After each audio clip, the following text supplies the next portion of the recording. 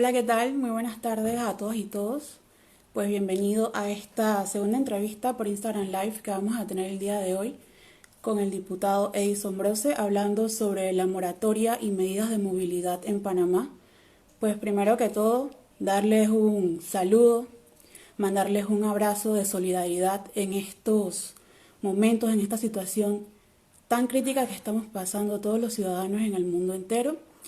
Y bueno, solamente recordarles que esta entrevista por Instagram Live está organizada por nuestro grupo Pensamiento y Acción Transformadora de la Facultad de Derecho de la Universidad de Panamá y también por el grupo Contacto, que es una plataforma que busca ser un canal de información alternativo que te lleve las noticias del acontecer político, social y económico de una manera diferente y con un enfoque en las ciencias sociales. Pues vamos a esperar que se conecte aquí el diputado. Vamos a ver.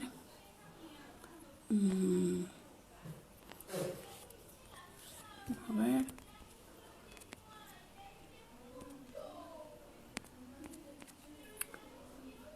Vamos a esperar que se conecte para dar inicio.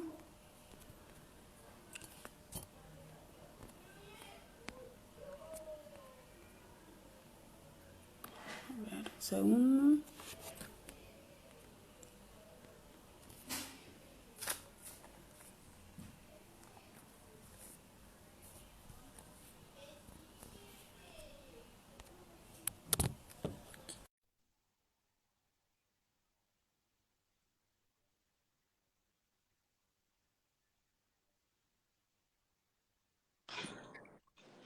Hola Edison, ¿qué tal? ¿Cómo estás? Hola, Irenska, bien, ¿cómo estás tú? Muy bien, muchas gracias por estar aquí con nosotros la tarde de hoy y para que más que nada nos amplíes un poco sobre este tema tan importante que es la moratoria y también las medidas de movilidad en nuestro país. Eh, Unas palabras de inicio. Gracias, bueno, gracias a todos por estar aquí en sintonía, a ustedes por la invitación. Con mucho gusto podemos contar un poco sobre el panorama actual en el que nos encontramos frente a esta crisis, que tenemos que tener presente es una crisis sin precedentes, una crisis que nadie planificó y una donde no hay un manual para recibir. Entonces, dicho eso, muchas de las medidas que se estarán tomando, que se han tomado y que se tomarán, no son medidas que van acorde a una situación normal. Por ejemplo, todo lo que es repartición de bonos, todo lo que es una cuarentena, lo que sería ley seca, esas son medidas que dentro de un sistema bajo una normalidad no aplicarían, pero estamos en una medida excepcional. Y es por eso que quiero dejar este punto claro, porque muchas de las cosas que estamos viendo posiblemente no las habíamos visto como generación, pero debemos entender que estos no son tiempos normales y que la solidaridad es sumamente importante en estos momentos para poder sobrevivir como sociedad. En lo que tú y yo hablamos, hay personas que no saben qué van a comer al día de mañana. Eso existía antes de la pandemia. Antes de la pandemia ya había personas sin luz, ya había personas sin agua, ya habían personas sumidas en la pobreza, las comarcas. Yo no quiero imaginar eso ahora en pandemia. Entonces, ¿por qué menciono esto? Porque este es un momento para reflexionar y decir, hey, sabes, el compromiso tiene que venir de todos los sectores, de todos los, no solamente del pueblo. Entonces, hemos visto en los últimos días ciertas noticias sobre cómo queda el tema de la moratoria, lo cual a nivel personal a mí sí me dejó con muchas preguntas, primero que todo, y con ciertos sentimientos encontrados, porque nos hablan de un acuerdo bancario que al final es un acuerdo, es un comunicado. Hasta el sol de hoy lo que tenemos en manos es un comunicado que eso tiene cero efecto legal. Eso no te sirve para, en caso de incumplimiento, demandar, defenderte, hacer cumplir tus derechos. No es un documento vinculante, no, no presenta procedimientos ni cláusulas para sanción en caso de incumplimiento. Entonces esto es importante porque a mí me parece que esto también es populismo. Eso es populismo. Vender algo que no es. Vender algo que no es. Eso es populismo, por una parte. Por otra, creo que yo entiendo la razón de ser de un acuerdo y me parece que si el acuerdo llena los requisitos, si el acuerdo es vinculante, no habría necesidad de llegar a una ley. Y de hecho, pienso que es la posición ideal. La posición ideal hubiese sido que todo esto se hubiese resuelto antes que entrara un proyecto de moratoria a la asamblea. De hecho, en caso de entrar un proyecto, debió haber venido del órgano ejecutivo, no esperar a que los ánimos se caldearan, a que la gente saliera de su casa, a que protestaran para finalmente hacer algo que hace mucho tiempo que el ejecutivo, que tiene los fondos, que tiene el poder de ejecutar, pudiese llevar a cabo. Entonces, esa es una serie de sinsabores general, pero con mucha esperanza que por medio de la presión ciudadana sigamos teniendo resultados. Así es, correcto. Bueno, gracias por ampliar esas preguntas e iniciando con esta entrevista. Edison, ya vamos a casi 60 días desde el primer caso de COVID-19. El gobierno estableció una serie de medidas, tanto sanitarias y económicas, que al principio gozaban de una cierta aprobación, hasta que con el pasar de las semanas generaron hastío en la sociedad. ¿A qué crees que se debió esto? Bueno, mira, estamos viviendo momentos difíciles donde las personas de todas las clases sociales están sintiendo la presión de esta pandemia, sobre todo los que menos tienen y los que se consideraban clase media, que al final yo siempre digo que aquí la clase media está prácticamente desapareciendo y la pandemia simplemente nos ha puesto en la cara, ha reventado en la cara las desigualdades que este país ha exacerbado. Entonces, en el pasar de los días, cuando las personas empiecen a saber que no tienen certeza de cómo van a estar en una semana, que los alimentos empiecen a escasear, que el empleo cada día se vuelva incierto, que los que tenían un empleo fijo se lo reducen a la mitad, le recortan los salarios. Evidentemente, eso va a repercutir también. La persona se va a estresar y las cosas se van a poner cada día más fuertes. Entonces, eso es algo que no se puede perder de vista, por lo cual las medidas tienen que ser a tiempo, que ha sido una de los digamos, de los puntos que he hecho énfasis y que incluso he tenido otra posición distinta a la de las autoridades, que ha sido que a mi juicio muchas medidas no se tomaron a tiempo. Y te doy el ejemplo. Medidas como el cierre de las fronteras, medidas como la cuarentena obligatoria, medidas como la ley seca, el toque de queda, incluso el uso de las mascarillas. Todas estas medidas se pudieron haber tomado antes. Y yo recuerdo cuando propuse el cierre de las fronteras. Me dijeron, escucha a los expertos, tú estás loco, qué clase de populismo. Igualmente con la cuarentena. Cuando propongo la cuarentena, ningún país en América Latina la había propuesto todavía. No la había implementado. Pero nosotros tenemos una condición distinta, que es la lógica de todo esto. Panamá tiene una serie de características en su población y una serie de desigualdades que hacen que el efecto del COVID sea más fuerte.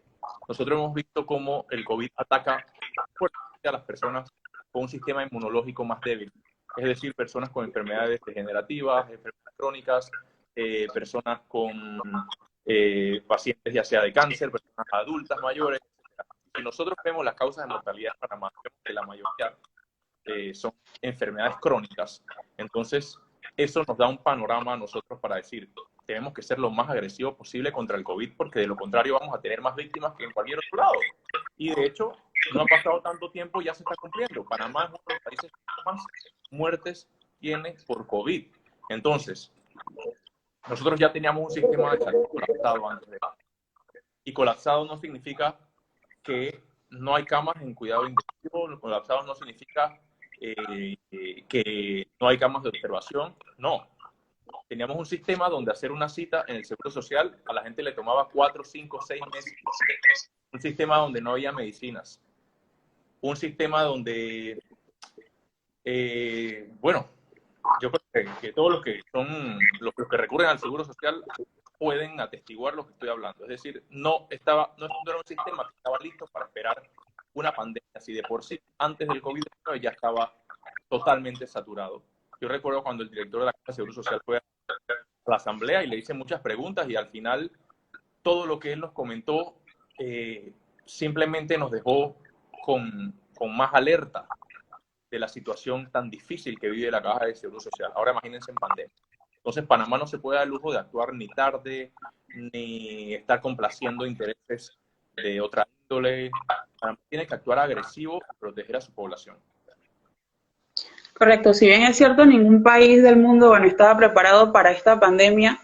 Creo que nuestra situación particular nos deja ver que los años que hemos estado viviendo y batallando contra la corrupción nos ha dejado un sistema de salud y un sistema económico un poco delgado y también podemos ver cómo esto nos ha ido eh, dando problemática a través de esta pandemia del COVID-19. Edison, todos los días vemos protestas alrededor de todo el país en Panamá. ¿Crees que las medidas económicas que tomó el gobierno han sido las pertinentes, han sido adecuadas? Mira, desde el principio se tuvieron que haber discutido muchas de estas medidas. Yo recuerdo cuando propuse la cuarentena obligatoria que recibí comentarios a favor y comentarios en contra. Y muchos decían, ¿cómo van a establecer una cuarentena si tienen un plan económico? Si no tienen un plan económico. Y cuando imponen la cuarentena, porque se dieron cuenta que era la única opción y se dieron cuenta que toda la región ya lo estaba haciendo, todavía no tenían el plan económico listo. Es decir, fue una espera de más de 15 días y ni siquiera el plan económico estaba listo. Y cuando vemos el plan económico, que entendemos que perfecto no va a ser, porque algo que hay que reconocer es que esto ha llegado para sorprender a todo el mundo, nadie lo estaba esperando. Pero vemos un plan que no es sostenible, unos bonos de $80. Por Dios, ¿quién aquí en Panamá come con $80? Cuando Panamá es uno de los países más ricos de la región y va a ser el país más rico de la región. Algo sensato era un bono o una transferencia de dinero equivalente a la canasta básica, unos $300. Con eso es, digamos, un amortiguamiento para lo que se viene, porque no podemos dejar de largo o dejar pasar desapercibido que vivimos en un país donde el precio de los alimentos es superior al precio de los alimentos en cualquier parte del mundo, donde hacer un supermercado aquí es 3 veces más caro que en cualquier parte del mundo. No conozco un solo país donde comprar alimentos y hacer supermercado sea más caro que aquí, y comparado con el costo de la vida. Bueno, son muchas distorsiones también del mercado que hay que corregir, porque tenemos un mercado totalmente distorsionado, que solamente funciona si eres amigo del poder. Sí, correcto. También vemos cómo en muchas de las comunidades de nuestro país han estado aprovechando este tiempo para hacer campaña política, que vemos cómo le están llevando bolsas de comidas con nombres de representantes, algunos diputados también, aprovechándose de esta problemática y del dolor del pueblo para hacer campaña política cuando todavía estamos a 4 años. Vemos cómo utilizan esta brecha para también sacar un beneficio propio, ¿no? Un poco preocupante. Edison, también, a pesar de que los contagios diarios no bajan a cifras simbólicas, ya el gobierno habla de flexibilizaciones y levantamientos de medidas. ¿Consideras que las medidas de movilidad deben ser levantadas o centralizadas por territorio? Todavía. Aquí tienen que demostrar que tienen esto bajo control antes de pensar en ejecutar. Yo sé que hay muchos, sobre todo los que le hablan al oído a todos los gobiernos, que están presionando para que se levante la cuarentena. No es momento de levantar cuarentena.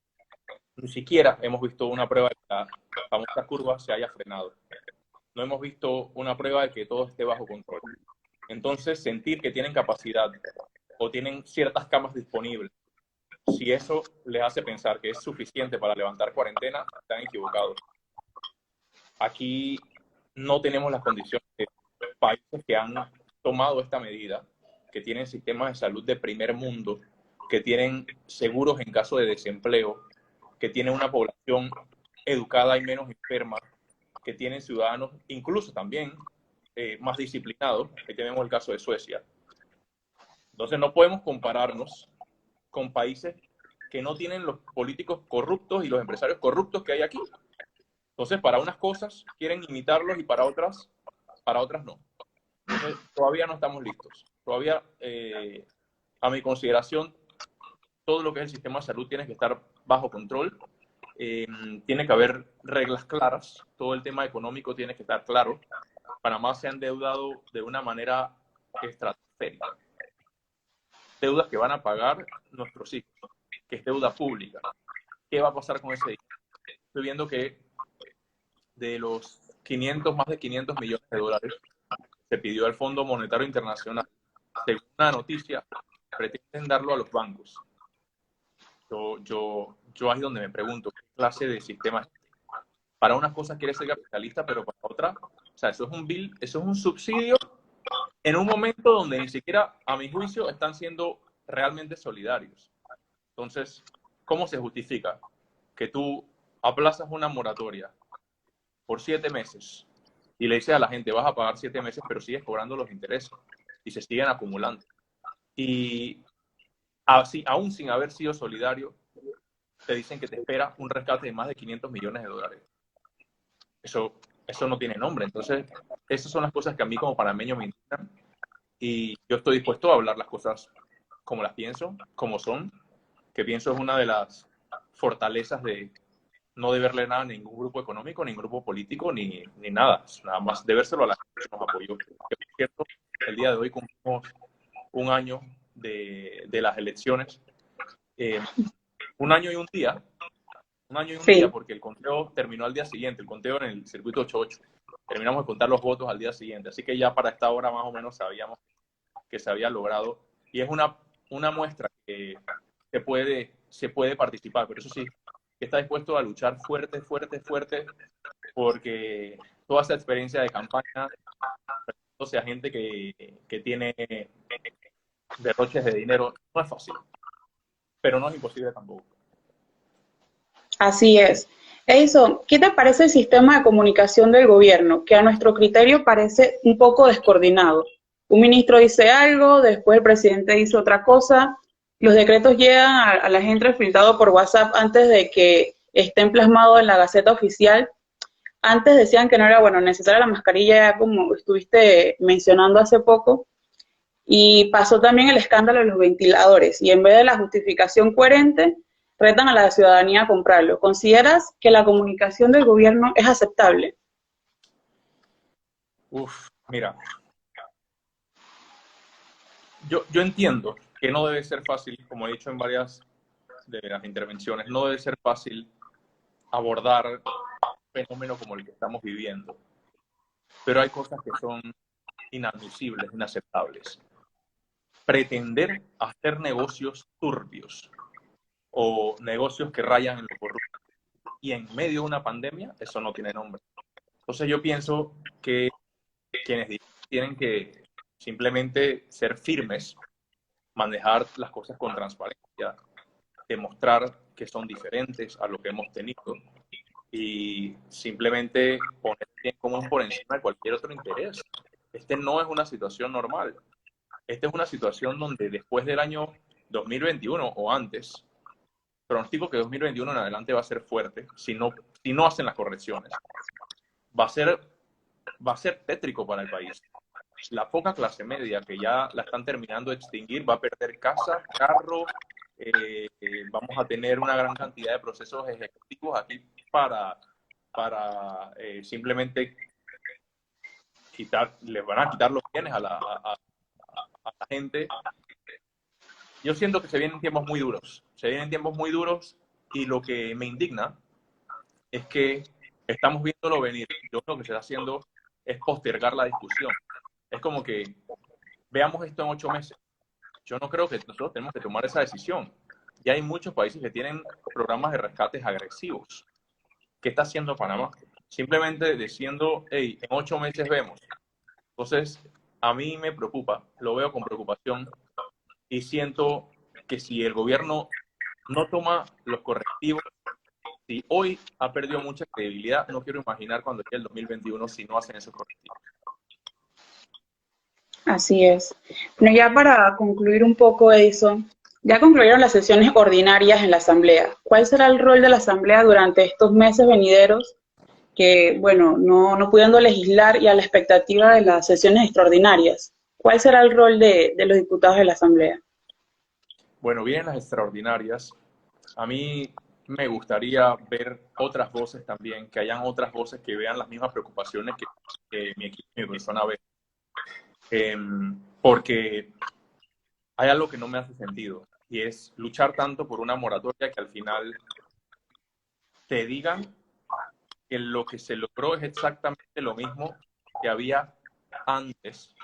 Es decir, se logra un acuerdo que no tiene validez legal, que no es vinculante. Y eso es exactamente lo mismo que estaban diciendo antes de toda la lucha de la moratoria. Entonces, a mí me llamaría poderosamente la atención que antes lo veían mal y ahora lo aplauden. Entonces, eso es algo que ojalá pudiésemos ver, o de repente cuando indaguen un poquito más cuáles son los efectos de esto, ojalá escuchemos otras voces pronunciarse también. Ojalá veamos otras voces diciendo tenemos que buscar un punto medio. De repente no siempre uno gana al 100%, sobre todo cuando uno quiere las cosas a favor de la población. Luchar contra tantos intereses, pero una cosa es decir, mira, esto fue lo máximo que se pudo, y otra cosa es decir simplemente, bueno, yo me hago el loco a sabiendas que lo que se viene no va a ser beneficioso para mí. Entonces, yo creo que hay que ser totalmente desprendido. Ese sentimiento de patriota tiene que emerger, sobre todo en la clase política, y mostrar esa independencia de criterio, que al final a quien nos debemos es a la gente, no, no a más nadie. Bueno, muchas gracias, Edison. Muchas gracias por compartir con nosotros estos breves minutos de tu agenda. Sabemos que estás un poco ocupado, pero muchísimas gracias por atender y estar aquí conversando con la juventud un ratito. Y bueno, muchas gracias y espero que podamos seguir trabajando y podamos entonces también seguir contribuyendo al país. Gracias a ti, Benska, y un saludo a todos los que nos escuchan. No pierdan la esperanza y hay que hacer presión para que las cosas cambien. Estos son momentos cruciales. Así que unidos, unidos todos. Chao. Chao, muchas gracias. Muchas gracias a todos por sintonizar. Que tengan buenas tardes. Hasta luego. Chao.